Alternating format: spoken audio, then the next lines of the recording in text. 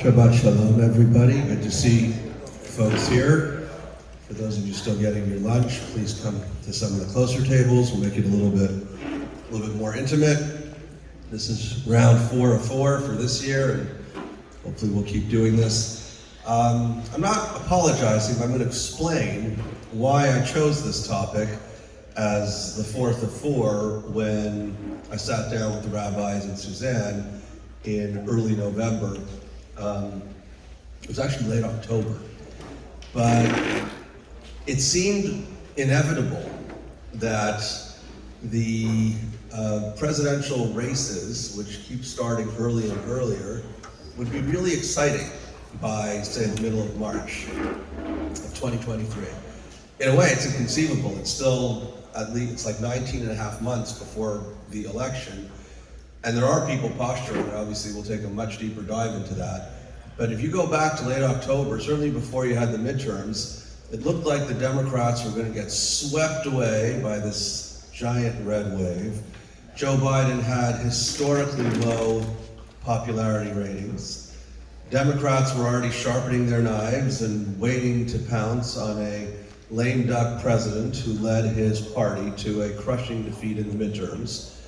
And Trump was extraordinarily active in supporting MAGA, Make America Great Again candidates in a variety of races for both House and Senate seats. And 2022 was going to be seen as a referendum on the quality of a Trump endorsement in a campaign, because the anti-Trumpers within the Republican Party disparaged him for essentially losing 2 consecutive elections. He doesn't think he lost them. In 2018, the Republicans did very badly. Normally, whichever party holds the White House tends to perform not as well in a midterm because, what are you going to do? We're people, we're dissatisfied, we want to express our discontent, and the best way to do that is by voting against the person you associate with whatever it is that's troubling you. And then in 2020, again, he doesn't accept the result of the election, but he outright, lost the election and has been complaining about it ever since. So that's not what happened.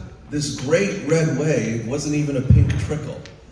Yes, the Democrats did lose the House, but by a very, very narrow margin, much less than they expected. They actually won a clear majority in the Senate. It was 50-50. With Kamala Harris, the vice president, being the tiebreaker. And Biden looked like a bit of a hero. Nobody wanted him to be on the campaign trail for fear of association with an aging, fumbling, ineffective president with low poll numbers. Suddenly he emerges from the midterms as a standard bearer for the Democratic Party. A week after the election, Trump announces his candidacy to run in 2024. People suspected that he would, but it wasn't clear.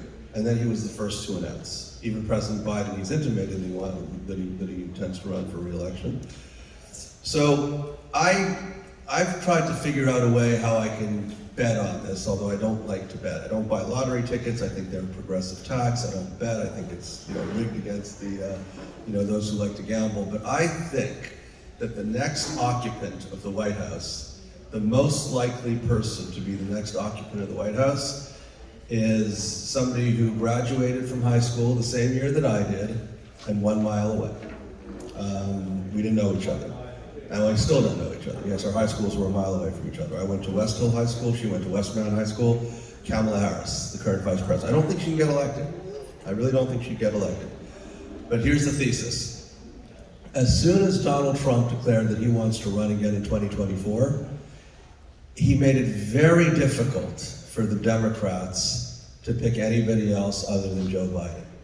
Because the Democrats don't agree on very much, and we'll take a much deeper dive into what the key issues are going into 2024. But they certainly agree that Donald Trump should not be president of the United States again.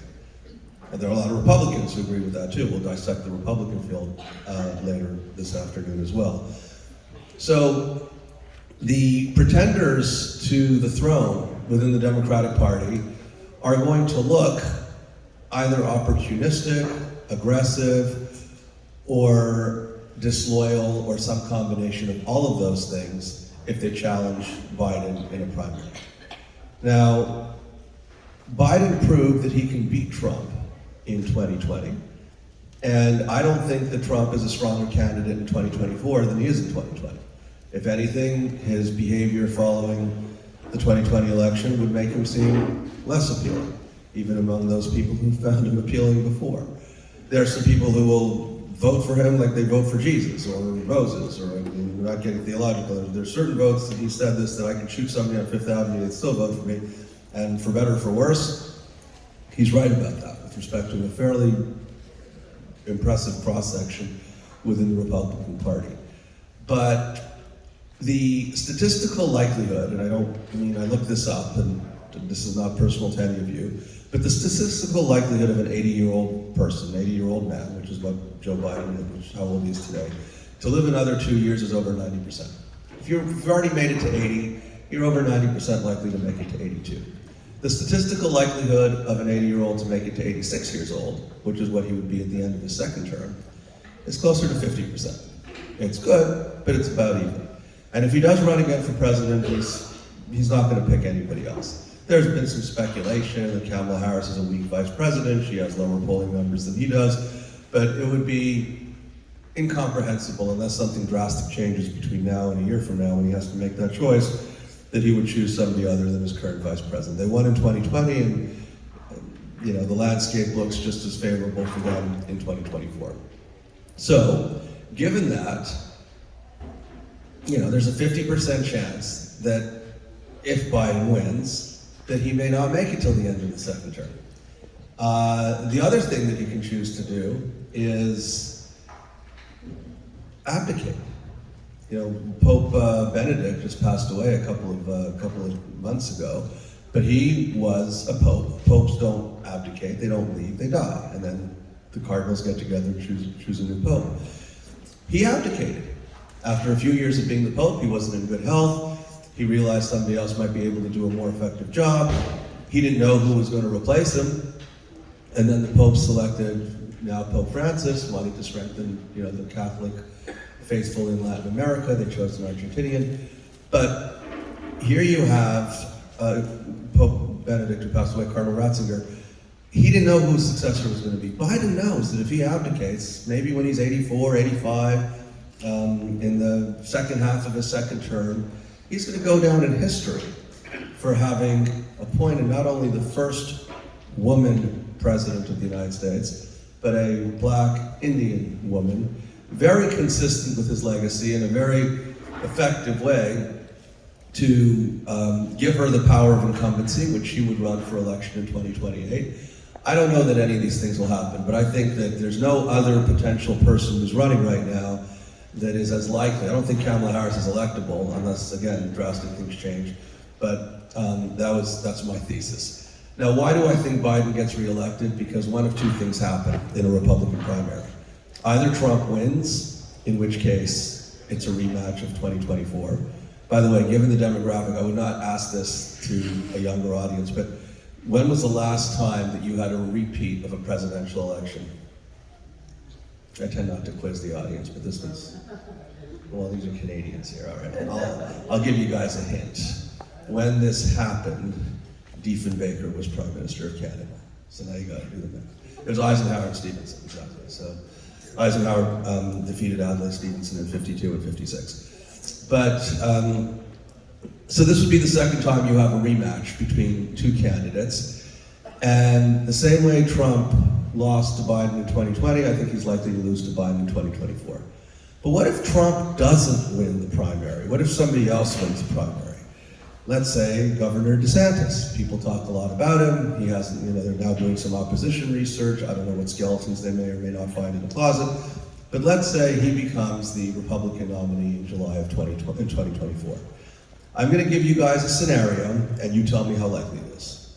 Trump turns to Governor DeSantis and says, Ron, I found you, I made you. Without me, you would have never become governor of Florida. All true, by the way. These are all true statements. We had a very tough, contested primary, but you won fair and square. How can I help you? Who thinks that's likely? It's impossible. It's impossible. It'll never happen. It'll never happen.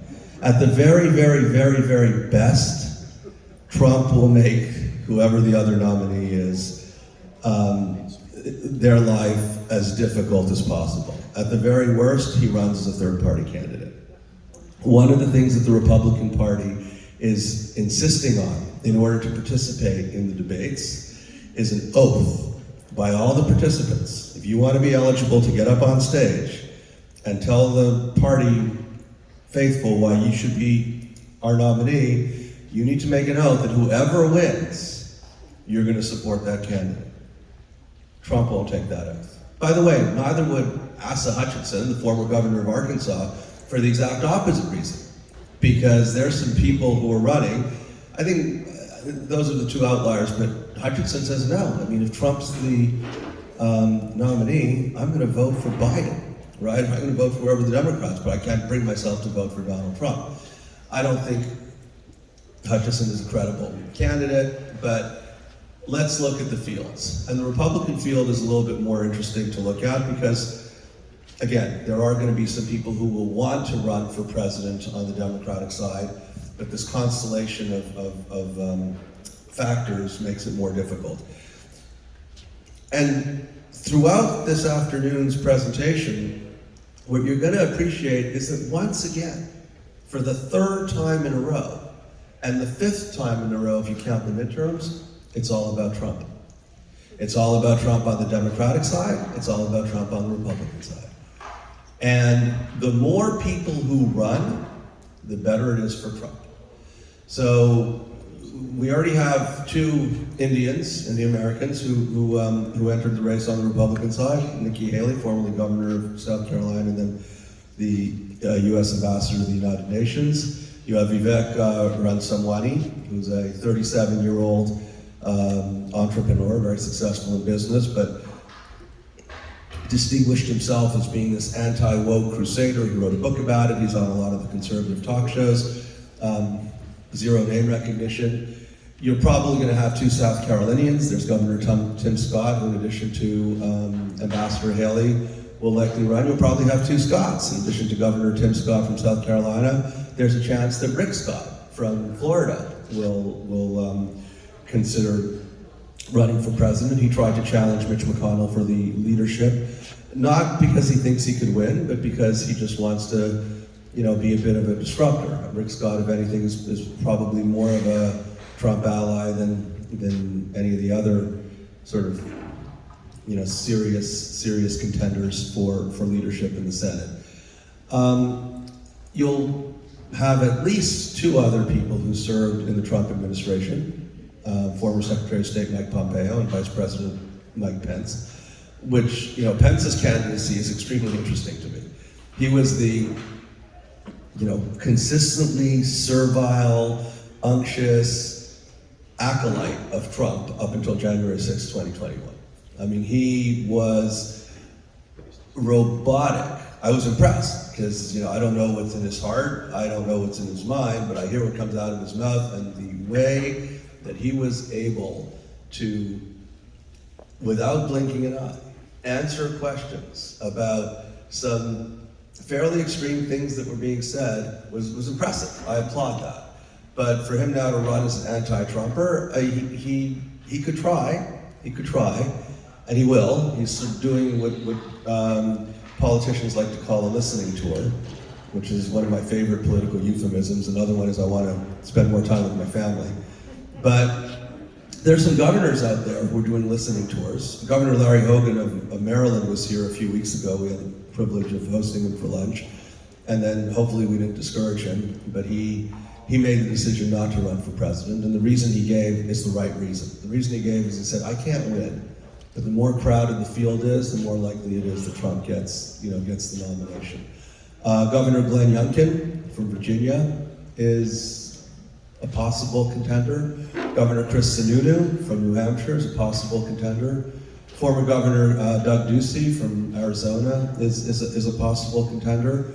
So the more people that are touted or recruited or inspired to run for president, the more we're back to 2016, where, hopefully, well, maybe you guys are playing this. I don't play dodgeball anymore, but you know what dodgeball is in Hebrew, machanayim? It's a game where you get into a room, you try to hit somebody with a ball, and if you hit them, then they're out. So there are two strategies. One is you get in the middle and you try to be as aggressive as possible. The other is you sort of play the percentages, and you hover in the background and you let the other people knock each other off, and then when there are fewer players on the field left playing, then your chances of winning are higher. And you saw this in 2016. People were afraid to alienate the Trump base. It was clear he could never win, but I don't want to alienate those voters. I'm Ted Cruz, those are my natural voters. I'm Marco Rubio, those are my natural voters. Jeb Bush and Scott Walker and John Kasich and sundry others, they went all in on Trump earlier on, and they got scorched a little earlier on. Scott Walker now was asked to handicap the Republican primary, and he was bragging about the fact that he exited the race well before Trump was able to give him a nickname. Because these are devastating nicknames, right? Low energy Jeb, lying Ted Cruz, little Marco. We remember that. Lindsey Graham was just annihilated, right, when Trump sort of gave his cell phone, and then he became a lapdog. And Marco Rubio is not even touted as and I've had the privilege of meeting Senator Rubio, and I think he's a great friend of our issues, and he's an effective senator, but he's probably the fourth most relevant Republican in the state of Florida, right, after Scott, DeSantis, and Trump.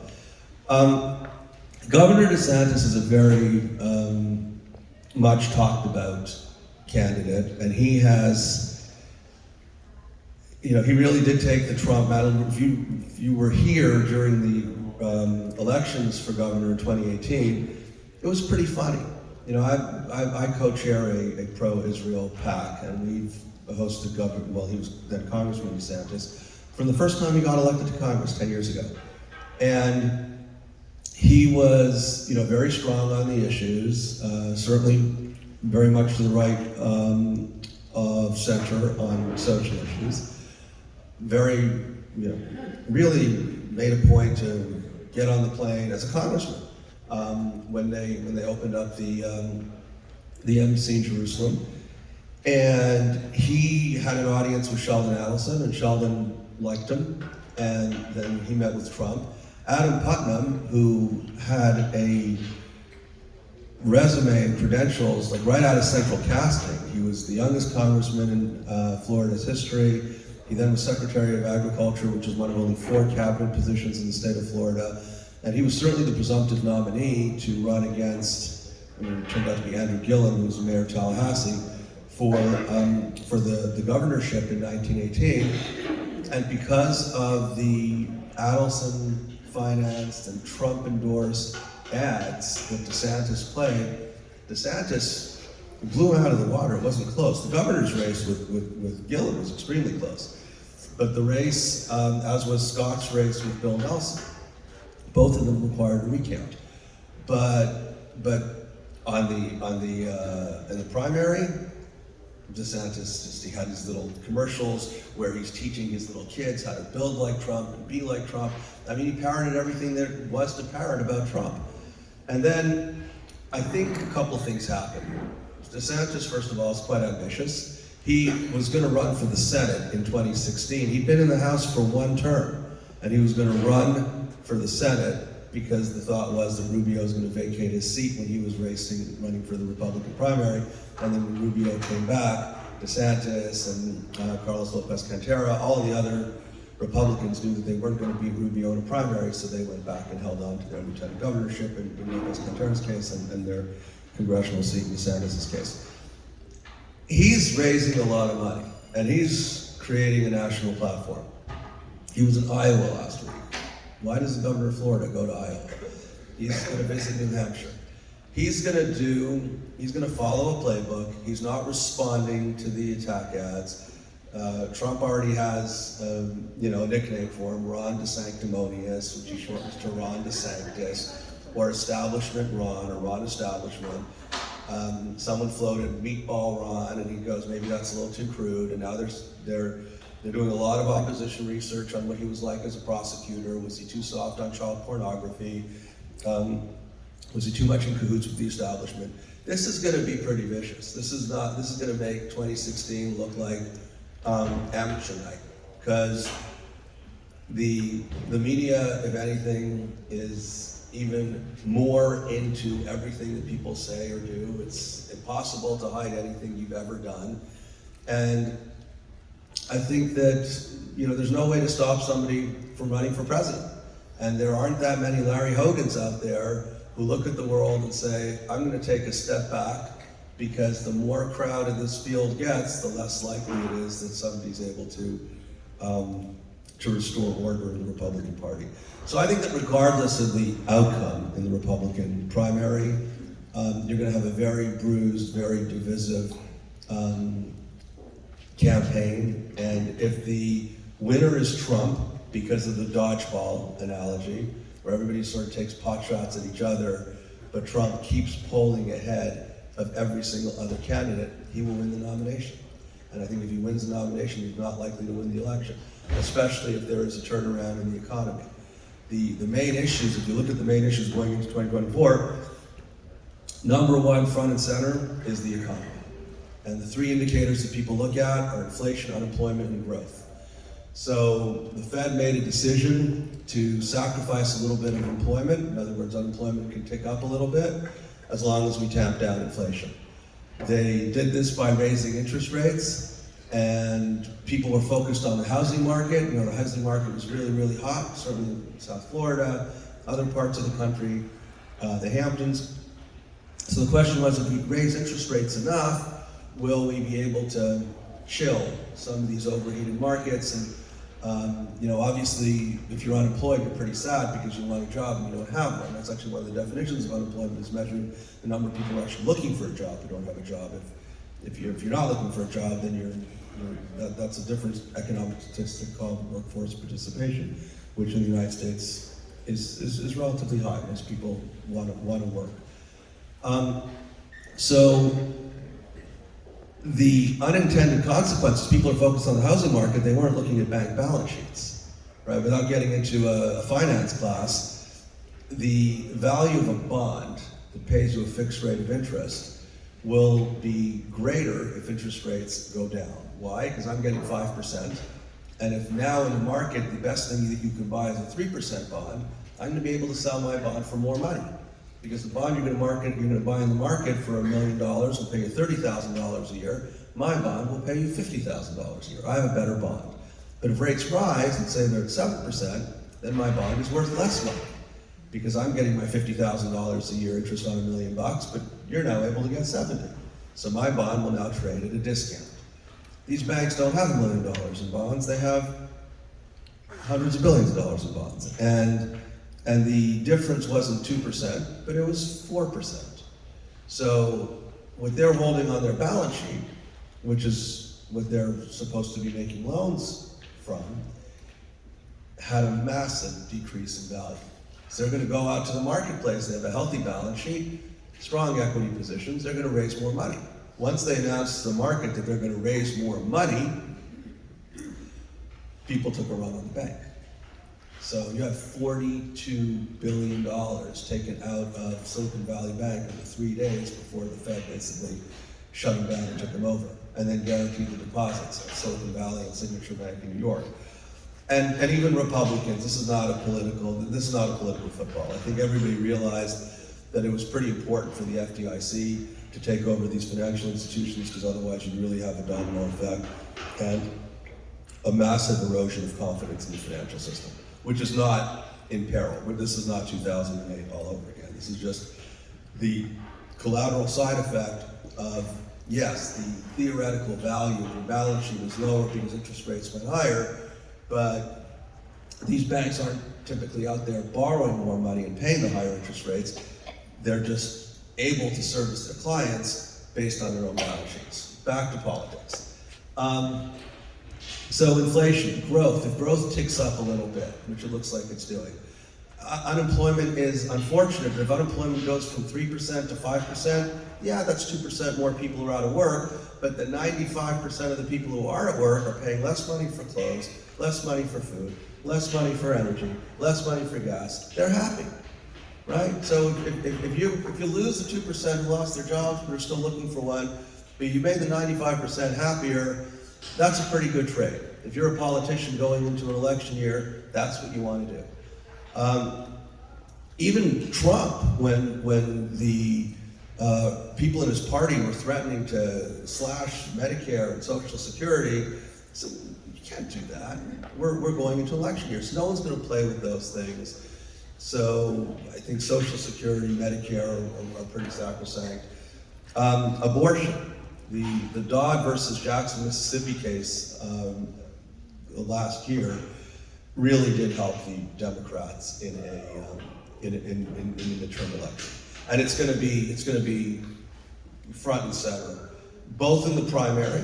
This is really the Republicans. This is where the Republicans have a bit of an issue, because you're going to have folks who are going to run against Trump, and they're going to try to out-Trump Trump to be even more extreme. Pence, no abortion, no exemptions. DeSantis was comfortable with a 15-week ban, which to a lot of people seems pretty extreme, but now he's being put under pressure to do a 6-week ban. So as soon as one state becomes more aggressive on curtailing abortion rights, other Republican governors are going to be forced to toe the line for fear of seeming to be weak on abortion. But if you're too strong on abortion, maybe you win your primary, but then now go and try to get back the suburban women voters and the college-educated white people who really believe in a woman's right to choose. So the Republican Party really is, the candidates to contend for the Republican nomination in the primary have a pretty tough battle on that issue. Foreign policy. Americans tend to be pretty isolationist, certainly in our world, because we care about Israel or Jews. We tend to have more of a global perspective on issues. Most people are fairly parochial in their perspectives, and they just, legitimately, this is not a value judgment, it just is.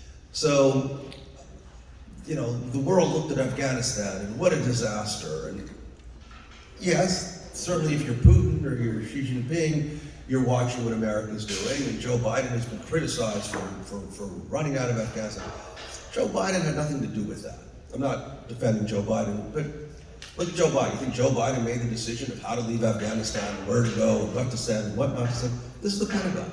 This is the National Security Council. This is the House and Senate Intelligence Committees and Armed Services Committees. We made a mistake. Afghanistan was a big mistake. Yes, Joe Biden was president when that pullout took place.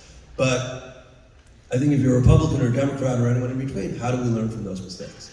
And I think that if you look at the war in Ukraine, I spoke about this a couple of weeks ago, there the United States and President Biden, I think, surprised positively. I think even Republicans will acknowledge that because of Afghanistan, the expectation was that Putin will be able to take whatever he wanted in Ukraine in a couple of days and conquer Kiev, get rid of Zelensky and put in his own puppet regime, and that didn't happen.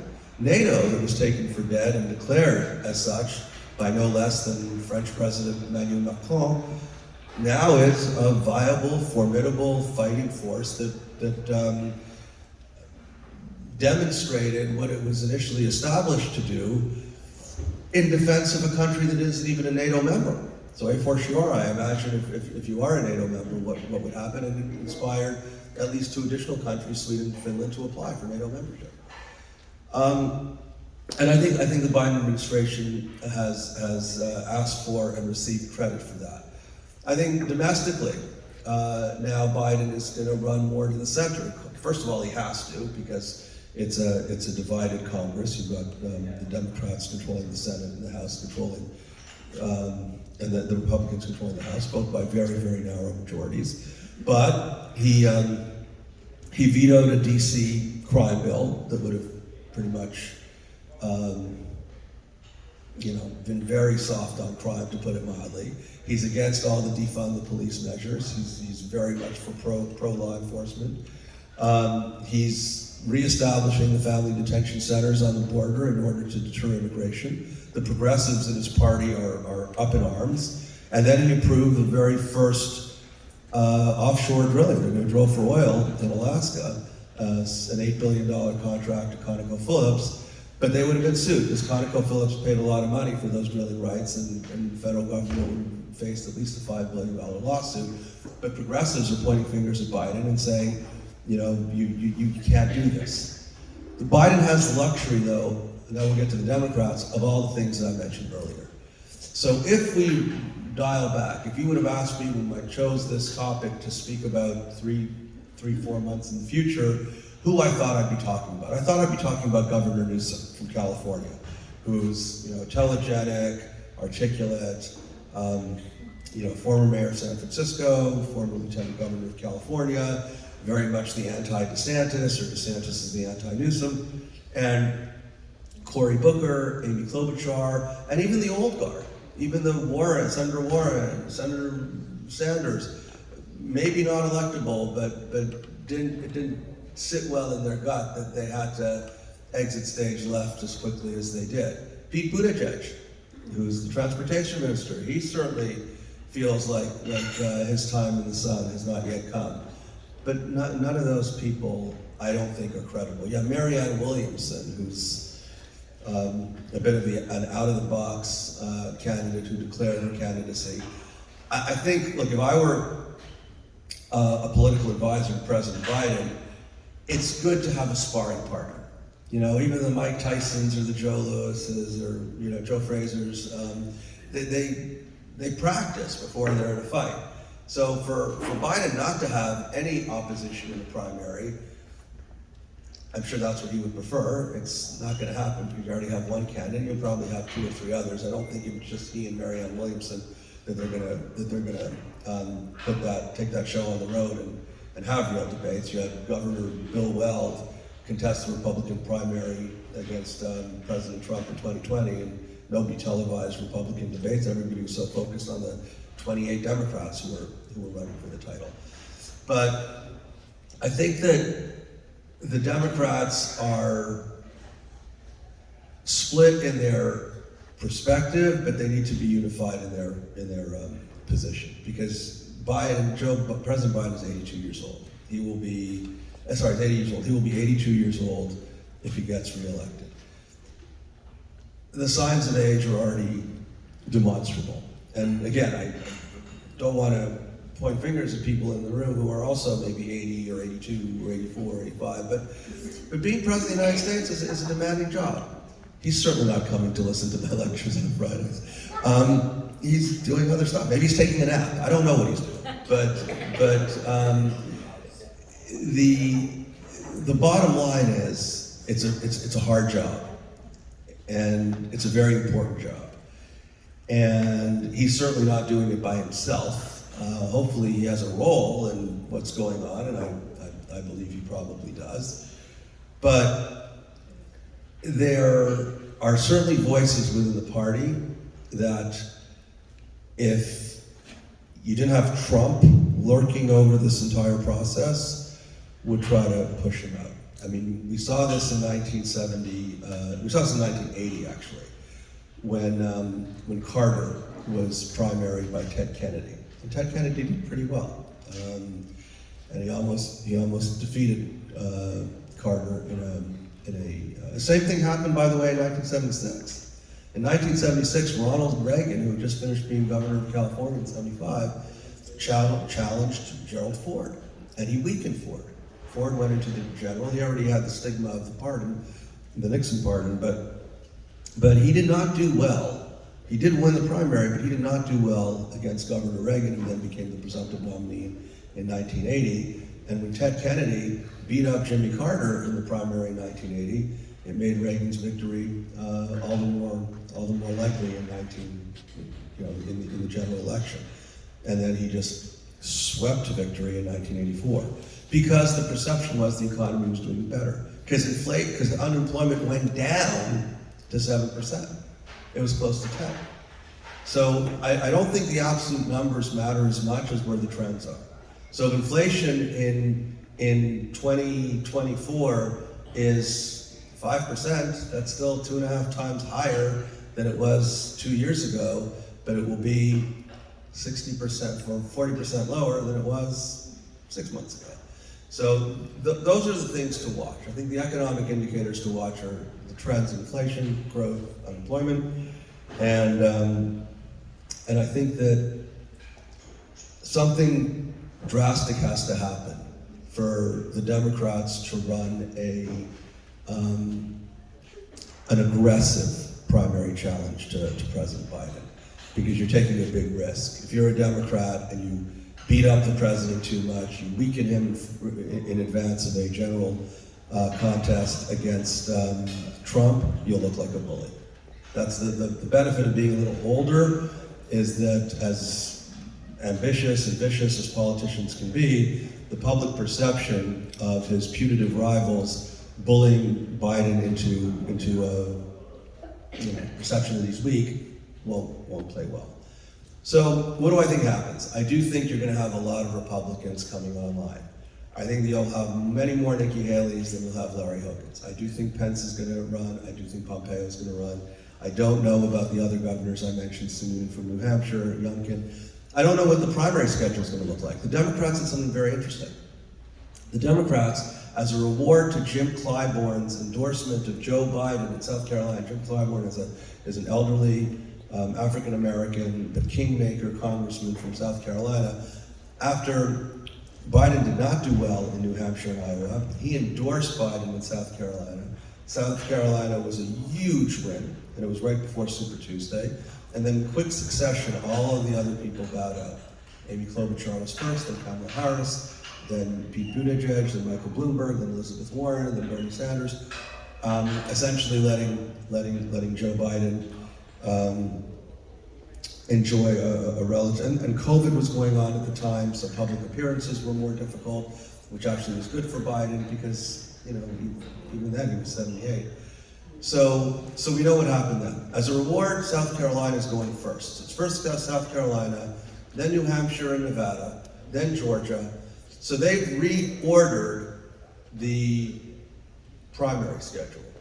And that's a positive for Joe Biden, because he's extraordinarily likely to win the first primary, which would not necessarily be the case in Iowa or New Hampshire. The Republicans haven't decided yet. They don't have to change. They can go Iowa, New Hampshire, Nevada the same way they've had it for years. I think it'd be super cool if they started here. I think it'd be super cool if they started in Florida, especially if it's between DeSantis and Trump. You've got two Floridians, battle it out. Whoever wins Florida, you don't need any more primaries. Of course you do if you want to aggregate the necessary number of electoral college votes, but and it's not going to happen. They're not going to upend the process and stick it to all these other states. But I think they should choose a different first state. Wisconsin, I think, is an interesting place. There's so many fascinating things happening there politically. If you want to watch states, and again, we'll probably wind up doing something similar on the election next year, especially because it'll be so much closer. But there are really 5 states that matter, and Florida isn't one of them anymore. Florida used to be the swing state. We're not a swing state. We're certainly a red state, and we may even be a deep red state.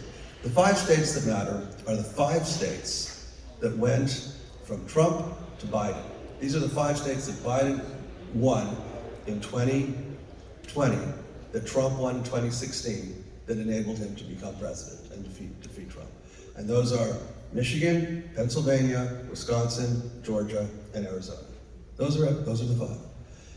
Watch those 5 states. Whoever wins most of those 5 states is going to win the election. If you win all 5 of those states, then the other party can't win. There's no path to victory.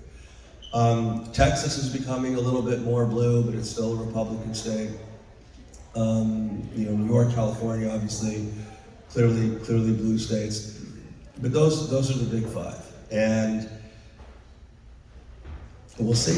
I think that everybody learned lessons from Hillary Clinton when she ran against Trump in 2016. She didn't even campaign in Michigan. She lost Michigan. She didn't have to campaign in Texas. She could have campaigned more in Florida, but to take Michigan for granted, to take Pennsylvania for granted, you lose. So I don't think anybody will make that mistake again. Again, we'll have a year to watch what goes on. Some people, like maybe Governor Kristi Noem from South Dakota, would run. She's a Republican, said that there are two women to choose from if you want to. If you want a woman on the ticket as a Republican nominee. But I think the Republicans need to fear a massive schism within their party that would make it very difficult for their nominee to get elected.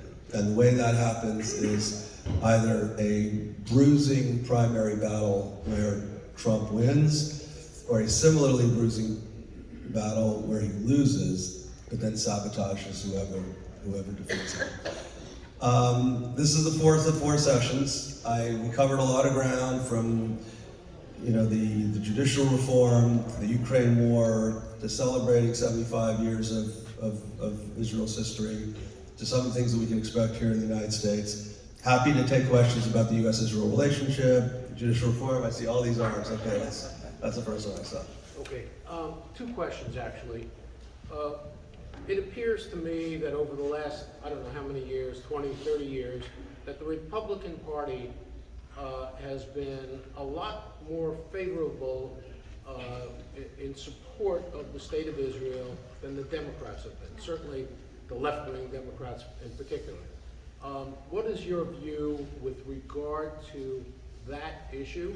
And then the second question is, with regard to Governor DeSantis and his comment about the Ukrainian war being a territorial, local thing that we maybe shouldn't be involved in. What is your view about that and how it may affect his candidacy?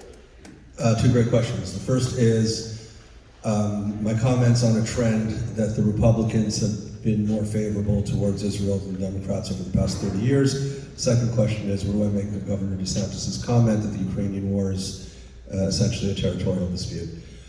So the first statement is a true statement. If there's a question in there asking me why do I think that trend is, because it's really easy for Republicans. The evangelicals were the game changers. We're all old enough in the room to remember that Christianity was often associated with persecution of Jews, right? You had, even before the Inquisition and certainly after the Inquisition, Jews always were demonized by Christians for rejecting Christ. And now suddenly, evangelicals are the biggest Zionists. I remember blushing when being asked to speak on behalf of the Israeli consulate at some evangelical event. It's like, I should wish to be this Zionistic. So when I do my work in Washington, with AIPAC mostly, I tend to ask to speak more to Democrats. Because I don't need to sit in a room, I mean, it's always nice and it's flattering, but to sit in a room with a Republican for half an hour telling me why Israel's even much, much greater than I think it is, it's an education, but it's not challenging.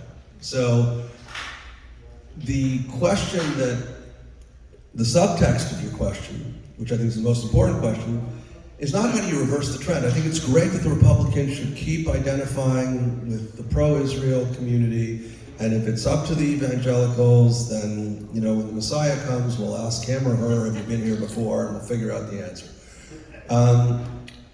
How do you deal with a Democratic Party that has its own schism? We spent a lot of time talking about the likely schism within the Republican Party based on Trump's candidacy, but that's a schism of personality. Within the Democratic Party, you have a schism of ideology. And you have 212 Democrats in the House, and there's the Progressive Caucus that constitutes nearly 100 of them. Not all of them are anti-Israel, but when you bring in the concept of intersectionality, which means if you are pro a woman's right to choose, if you are pro gay rights, if you're pro same-sex marriage, if you're pro gun legislation, then you need to be pro-Palestinian. And if you're pro-Palestinian, you need to be anti-Israel. There are many, many, many Democrats who are supportive of Israel, who vote in favor of funding Iron Dome, but they want to do it quietly. And they will go to the bill sponsors and they'll say, look, I'm with you on this, just don't put my name on the letter. And that's what we need to worry about. And that's why when AIPAC decided to become a PAC, okay, there's confusion in the acronym. PAC means political action committee, you give money to candidates, or a public affairs committee where you're doing education and advocacy. So APAC was always a public affairs committee. Now they become a political action committee. And that means they have a super PAC and they put money in races. And this super PAC in the 2022 midterms put all of its money in primaries and all of that money in Democratic primaries. And in 16 races, they supported 16 candidates, mostly because the people running against them were demonstrably anti-Israel. And they won 14 out of the 16 races. What does that mean? That means that we have good candidates, some are great, some are fine, but the initiative succeeded in preventing 14 demonstrably anti-Israel candidates from having a home in the House of Representatives. The DeSantis comment, look, I don't know how Governor DeSantis feels about what's going on in Ukraine. I know that I said this a couple of weeks ago, I think you were here. This is going to be a divisive issue in the United States. It's going to be a big issue in the primary. I think the American public is going to understand less why we're doing all of this and why there's so much ambiguity in terms of result. We're very result-oriented people. You're gonna win or you're gonna lose. I mean, why spend hundreds of billions of dollars to keep playing for a tie, right? That's what we're doing. We're funding them and funding them and funding them so they can keep tying the Russians. You know, either cut them off and let them lose, or try to find a way for them to win. The problem is they can't really win. The biggest challenge, so I have no idea why Governor DeSantis would say this. I think it's his way of essentially signaling to the Republican base that I don't want to spend your money intervening excessively in conflicts that don't necessarily have an outcome that's indispensable to American interests. The counter argument to that, if you were to say that, and I was on a debate stage with him, and I wanted to just ask the question, what other message do you want to give to dictators, right? So it's tricky because we don't have the resources to defeat Putin. We seem to have the resources to keep him at bay, but he's not going away unless, I mean, that was the subject of the talk 2 weeks ago. It's a tough issue. I think everything he's saying right now is pretty calculated. I think that was a message to the Republican base that I'm not going to squander taxpayer money on too many foreign adventures unless they're mission critical to America's short-term interests. Yes, the two of those tabled. I wanted to know, for me, this is a very big issue about our open borders. To me, we have had, I think you see video of this, of the amount of people that have crossed our border that are illegally coming into the country. I don't understand it. I don't understand why some of this hasn't stopped, why we haven't done something about this open border policy. To me, Biden has really not done it at all. Based on your accent, you're from the Midwest? Yes, I am. Yeah. So I feel your pain, and I get it. But the good news is the Canadians are bypassing the Midwest and they're coming to Florida. And a lot of them have to go back. They're not stopping in Chicago and Detroit. They're coming all the way down to Miami, Fort Lauderdale. Yeah. There's not much I can say on immigration. There isn't a good solution for immigration. I mean, if you really have the patience and the wherewithal,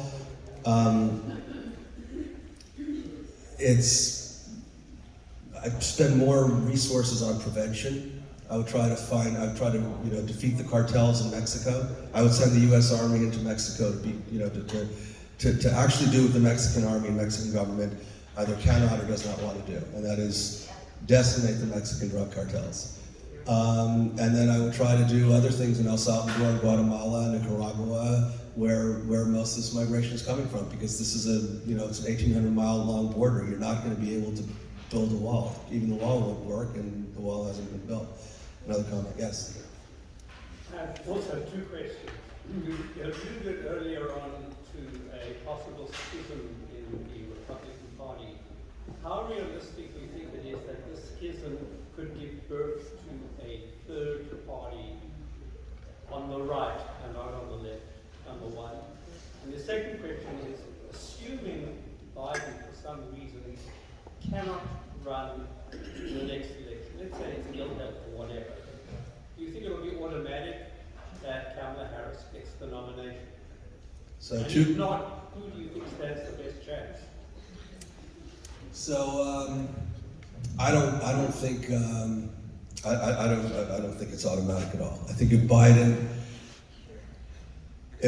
for whatever reason is incapacitated, then she will assume the presidency as a matter of incumbency. If he just gets very sick, let's say, and it's clear that he can still survive till November of 2024, but not actually run, you'll have an all-out primary with everybody saying, I'm the new Joe Biden, the same way every Republican now wants to be the new Ronald Reagan, right? Ronald Reagan is like the poster child for the quintessential Republican that everybody wants to emulate, regardless of what's in their head or in their heart.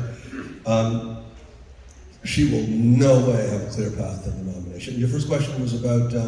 you alluded to a... Oh, yeah, the schism. A third party. A third party.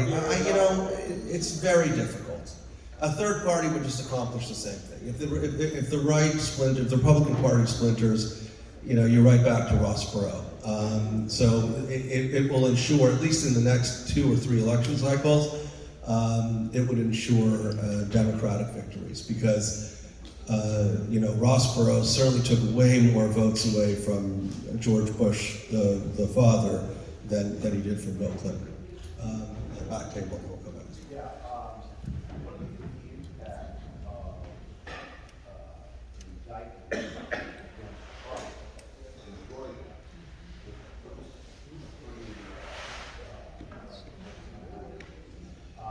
is going to have an impact if he runs for the Republican party?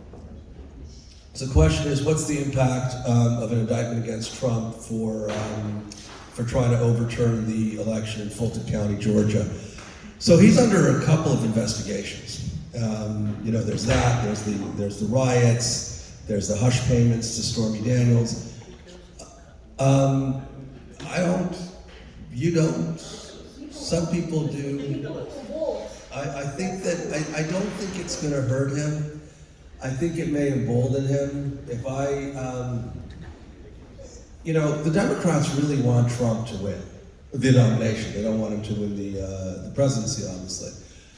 But I don't. I think that the prosecution of these cases is not necessarily political. I think that Merrick Garland, who's the Attorney General, is going to have, he's sort of supposed to oversee law enforcement for the entire country. But unfortunately, everything is going to be political for the next 18 months. If he's indicted in Georgia, he'll fight. He's not going to jail over that. Like I said, there's 20 to 25% of the Republican base that will vote for him under any and all circumstances. So when you look at the polling numbers, if you take Trump out of the equation, yes, DeSantis polls in the 30s, and the other people are in the teens, and Pence, Pompeo, Haley, and then the other people are in the low single digits. You put Trump back into it, he's still polling at 35, 40. That could drop to 25 if you put 10 or 15 other people in there who'll distribute the other 75, you divide 75 into 50, and they're 5% each. And then some of that will trickle back to Trump, and it depends how bruised they are. If the Republican Party is sort of divided, and these are obviously unscientific divisions, but the only Trump, always Trump, sometimes Trump, and never Trump. And let's say it's 25% each, right? He has enough with the only Trump and always Trump. He doesn't even really need the sometimes Trump, unless you get a really strong candidate to automatically get most of the support of the never Trumpers and sometimes Trumpers and peel away enough of the always Trumpers because they'll believe that that candidate is going to be a stronger candidate going into a general. This table here. Many millions of dollars have gone into the pockets of Joe Biden, Hunter Biden, Biden's wife, and his brother. Could be a problem for him running, and it's not going to be a problem. Why not? Yeah. So the question here is, do I think that the many millions of dollars? Look, what I know is that Hunter Biden had some silly contracts with the Ukrainian government, the Chinese. He sells his art for $500,000 a pop. Maybe I should be an artist, but I can't be an artist because my father's not president. So if my father ever became president, I would be an artist.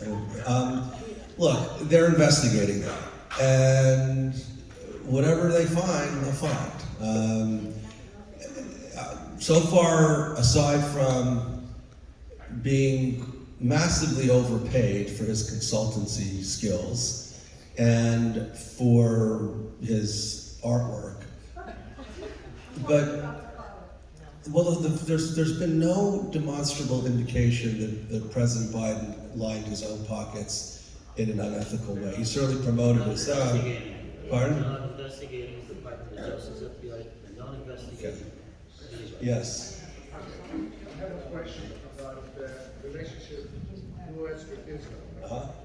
It's according to reports, very shaky between Netanyahu and Biden. Netanyahu has been invited, Biden has been invited Netanyahu to the White House the first time, and that looks effect with Iran almost has the nuclear bomb. Will the United States support Israel to do something about Iran that was promised by his administration? Number two question is the alliance now between Saudi Arabia to Iran, mediated by China. There is three nexus now in Europe: China, Iran, and Russia. If Saudi Arabia comes in to control the whole world with Venezuela here. Now, where is the United States to stay about Israel, and also what we're going to do about the Middle East, on the backing out? All right, that's a lot of questions. It's a class in and of itself, but let me try to unpack it. The first one is about the relationship between Prime Minister Netanyahu and President Biden. I think it's as good as can be expected. And to be fair, Prime Minister Bennett was invited by Biden very early on. He was Prime Minister of Israel at the time. You know, now Israel's had 3 prime ministers in less than a year. So, Netanyahu will get his turn. I think a lot of people are looking at what's going on with the judicial reform.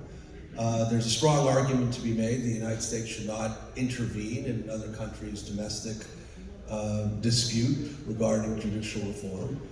The United States would certainly not tolerate any other country trying to interfere in its judicial selection process or constitutional dilemmas. But the United States isn't really asking any other country to support them militarily, support them diplomatically, support them economically. So I don't think that U.S. support for Israel should be conditional, but it is predicated on shared values. And one of those shared values is democracy, the rule of law. What I honestly believe is that this is just a negotiation that's going on in Israel and that the parties are going to negotiate. So I think the United States should let that run its course. I certainly have a view on what's going on, but I fundamentally believe that after all this posturing, they're going to find some sort of compromise. And if I'm wrong, it'll be a pretty sad day for Israel. Coming to your second question about the recently disclosed Chinese brokered rapprochement between Saudi Arabia and Iran. So yes, the 3 actors are Saudi Arabia and Iran. So I actually read what was said. And it was really just a resuscitation of 2 old agreements from the 90s and 2001 that talked about economic cooperation between the 2 countries. It wasn't theological. It wasn't an Obama-style division of the Middle East between the Sunni and the Shia. I think the United States was caught a little bit off guard. I think there are consequences when you want to vacate a place where you had disproportionate influence, like the United States has had in the Middle East. Political vacuums tend to get filled quickly. The Chinese have made no secret about their pretensions to be at least equal to the United States as a global superpower. And I think that, similarly to what I said about the departure from Afghanistan, I think that this is also, first and foremost, a signal from the Saudis to the Americans: take us seriously, because if you don't, China will. And the consequences of not taking us seriously include not us jettisoning the United States. And if you look at the Saudi military, it's all built on American equipment. You look at their oil fields, they're all run by American and American-style machinery. So the relationship between the United States and the Kingdom of Saudi Arabia has been extraordinarily tight for decades. That's not going to be upended by this rapprochement that China brokered. But the signal to the United States from Saudi is, we want a civilian nuclear program. We want a military defense agreement a la NATO. You give us those two things, we're going to be right back in your pocket, and we're likely to join the Abraham Accords. Israel, not interesting enough, as you would assume, does not want a civilian nuclear program for Saudi Arabia. Maybe they would agree to some sort of regional civil nuclear program. But there are a lot of vectors here, and I think this may be an opportunity for the Israelis and the Americans to have a little bit of a give and take. There's certainly a lot of things that the Americans might want to ask Israel for. Israel is, I think, increasingly confident that the Americans would back them on Iran, simply because the fallacy of a resuscitation of the JCPOA has been exposed as a useless adventure. There's no risk of that thing getting back on the table anytime soon because the Iranians don't want it.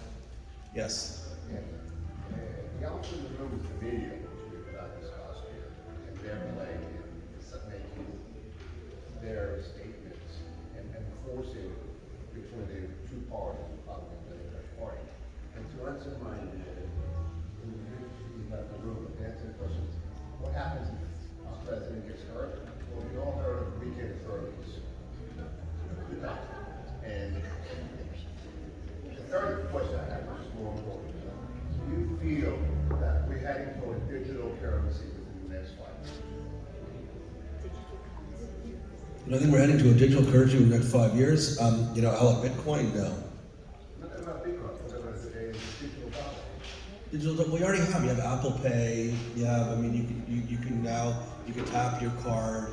I think that that this distinction between a paper currency and digital currency has been blended a long time ago. Do I think that some form of digital payments various forms of digital payments will be more and more pervasive in our economic system? Yeah, absolutely. Any on this side? Yeah, we'll take these two questions and then we'll let the Chazan say yes. How do you judge the cousins? Can be manipulated, can be manipulating, can serve as a sort of influence, can influence the public opinion like a propaganda. So you're asking me, do I think polls can be manipulated and manipulative and can serve as propaganda? Sure. But that's why a lot of people like polls, they use polls. And the good news is that if you're able to, no one's going to ignore polls because there's a lot of money in running them. But because there's a lot of money in running them, you're going to have a lot of polls. And then it's like any type of statistical analysis where if you look at it in terms of some normalized distribution, you sort of get rid of the fat tails and you focus on some blended average of what you see in between. And in open democracies, polling tends to be relatively accurate. Look, Hillary Clinton was president of the United States in the night before the election, and then she wasn't. Same with Dewey in 1948. So this has been going on for a long time. The concept of polls that really don't get it right is not new. Last question. Okay. You're saying that Trump won't be Go ahead. indicted. But what is that saying about democracy? No, I didn't say he won't get indicted. I don't think. I said he's probably not going to go to jail for the. What does this look like to the world? I don't know. What it looks like to me is that the administration of justice is running its course. I think that if there's a credible perception of wrongdoing of a president trying to interfere and overturn the results of an election, I don't have access to the investigation. All I know is what I read in the media.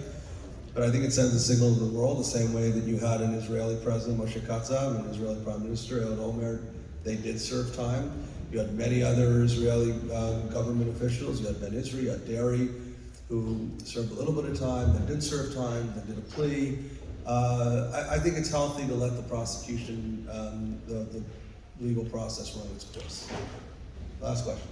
What are the chances of Trump getting indicted, and if he is indicted, how does it affect his chances for presidency? Will he still be allowed to run for president? So that's a great question. If he does get indicted, and does that render him ineligible? When you look at the criteria under the Second Amendment of the U.S. Constitution, it doesn't say anything about that. You need to be over 35, which he is. You need to be born in the United States, which he was on Flag Day. You need to have been a resident of the United States for the past 14 years, which he is. I don't think anybody contemplated that, there's a way to get rid of a president if you can find him guilty of high crimes and misdemeanors. But that standard, even if it was really, really easy to identify, an argument could be made that the high crimes and misdemeanors standard would have been breached if you really actively interfered and tried to overturn the results of an election in a county, if that's the thing he gets indicted for. But it would be, Merrick Garland would have a very tough decision there. You asked me how it would look to the rest of the world. There could be a perception that there's a witch hunt against a presumptive nominee of an opposing party in order to prevent that person from doing what nobody's done since Grover Cleveland, and that is get defeated in a presidential election, come back 4 years later and take it back. And that was in 1892. So like I said to the other question, I hope that the judicial process runs its course. Maybe if the Republican Party then is responsible enough and he is indicted, they would say, listen, we love you and we hope you do well in your appeals, and there's an appeal process. None of these appeals will get exhausted before the election in 19 months from now. So there still will be ambiguity with respect to the final disposition of his indictments by the time this election takes place. And given that that's the way the administration of justice works, similar to Israel, you now have a sitting prime minister with who's faced 3 indictments and who's fighting his battles in court, will continue to fight them, sitting as prime minister. I'm not familiar with anything in American constitutional law that would prevent a candidate from running from office unless he's legislatively barred from doing so. And let's see how it plays out. You're innocent until proven guilty. That's the law. So unless the Supreme Court decides of the guilt. All of this will get to the Supreme Court. And the good news is the Supreme Court is regarded as being, at this point, to the right of center. I don't think that Trump would be able to argue that that the court is being unfair. He will argue if they rule against him, but 3 of the 9 justices are his nominees. 3 of the other ones are Republican nominees. This is a fairly solid right of center Supreme Court. But let's see how it plays out. Look, as always, it's been a treat to spend a few Fridays with you. And hopefully we'll see you next year. Enjoy the rest of your summer.